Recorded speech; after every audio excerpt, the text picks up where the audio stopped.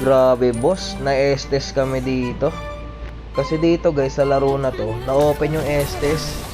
Legend pa lang kasi ako dyan guys eh. Tapos ako pa yung first picking. Eh hindi ako makakapag-ban dyan guys. Kasi 4 pa lang yung banning kapag legend. Dito nga, inuuna ko na yung estes boss, binabawag ko na. Para hindi na siya tumaba.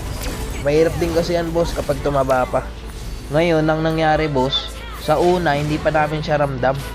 Talagang wala boss, kahit magsama-sama pa sila. Kasi baog siya guys eh, mahina pa yung healing niya eh. Dito nga, ang ganda ng team fight namin guys, basta sama-sama kami. Walang palag sa amin guys, kahit may estes. O, naka triple kill pa tayo. Eh, nanggigil ako boss, gusto ko ng maniac. Papasukin ko yan boss, syempre malupit ako eh. O, diba? Nakatakas pa. Paano na ako ngayon yan? First step, syempre, magpapatay ka boss. Ayop na yan. Sabi kasi sa kill boss eh. Pero dito guys, lamang kami. Ayun o, kita nyo, wala na silang torre boss, paubos na. Dito na sila nakahabol boss. Nakipag-clash kasi yung mga kampi ko dyan boss. Ang mamamatay yung gatot, tapos yung core namin, yung Leomord. Sobrang tapang kasi guys, ayun o, sinugod yung 4. Siyempre ako, re-responde ako guys. Uunahin ko yung Estes. Ayun, tatago muna ako sa damo guys. Inaabangan ko lang dyan yung Estes boss, ang kaso hindi ko siya natalunan. Sayang, kung natalunan ko yun, patay yun eh. So yun na nga, patay yung core namin. Eh di nakapag-lord yung kalaban guys.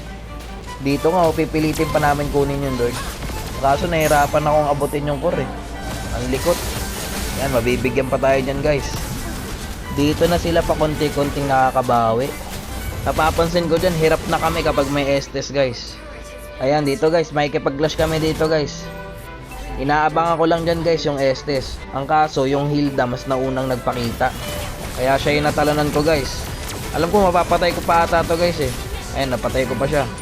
Grabe oh, kami yung nag-abang, kami pa yung naubos. Ayun oh, 3 patay sa kakampi ko guys. Tapos sa kanila yung Hilda lang. Dito nga guys, oh, nabasagan na kami. Buti na lang napatay ng gatot yung Estes guys. Kaya dito medyo tumatabla kami. Medyo nakabawi-bawi na rin kasi yung kalaban guys. Eto, pumasok bro to. Habol ka boss, saan ka punta? Ayos lang kahit mamatay. Mamatay naman yung core nila eh. Nag-chat ako dyan boss, sabi ko Estes lang. Ang gagaling din man zone ng kalaban yan guys. Tignan nyo maglagay ng trap yung Selena oh. Kada bush meron. Kaya dito makukuha nila yung Lord guys. Tama lang naman ginagawa ng gatot guys, hindi siya pumapasok. Malulugi kami dun, 4 lang kami. Kaya dito, ang ginagawa ko na lang guys, tamang abang na lang ako. Mahirap sila kalabanan at pagsama-sama may Estes eh. Ayan, napatay pa natin yung core. Tapos dito, nakipag-clash yung mga kasama ko guys. Buti, dito nahuli ng nanay yung Estes, kaya nagamit niya agad yung SS niya. Ang ganda pa nga ng ultimate ng gatot yan guys oh, sakto sa Estes. Nice one.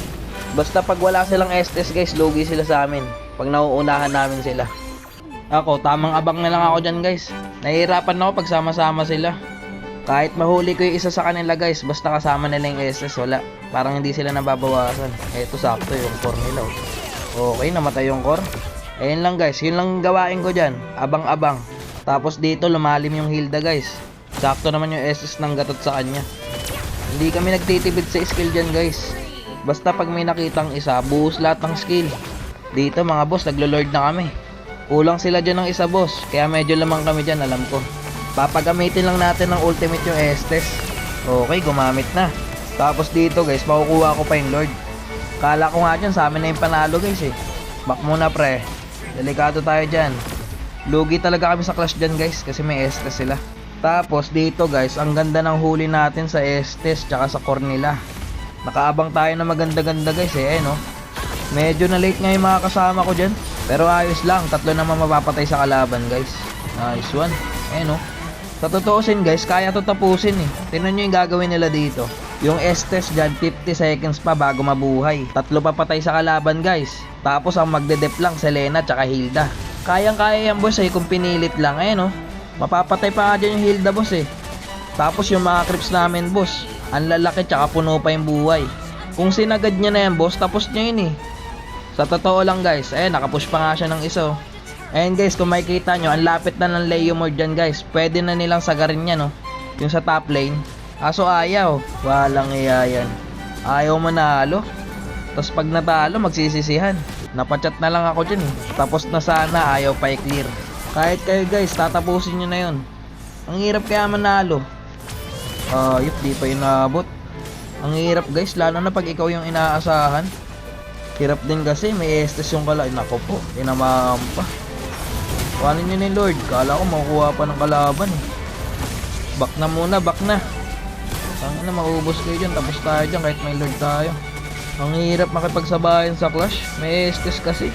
Tapos hindi ko napapansin guys, 20 kills na pala tayo dyan. Walang iya yan. Kinakarga pala natin tong mga random na to. Ayan guys oh, parang ako lang umiscore lahat. 35 yung overall standing namin.